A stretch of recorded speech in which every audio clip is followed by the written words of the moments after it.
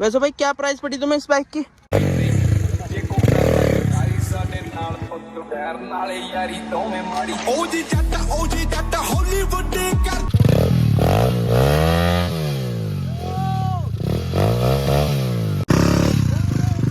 Hello welcome back to guys, कैसे हैं आप सब लोग। आपका भाई लेकर आया है न्यू वीडियो न्यू कंटेंट। आज दिखाने वाला हूँ आपको मैं मिनी डर्ट बाइक जो कि है 125 सीसी में। वीडियो को ना ज़्यादा लेट करते हुए आपको लेके चलता हूँ मैं सीधा मिनी डर्ट बाइक के पास। डर्ट कम डेड बाइक ज़्यादा है और दिखाते हैं भाई इसके जो पब्लिक रिएक्शन है। पब्लिक रिएक्शन भी दिखाऊंगा आपको मैं, लास्ट में दिखाऊंगा वीडियो में। और भाई आपको लेके चलता हूँ डर्ट बाइक के पास।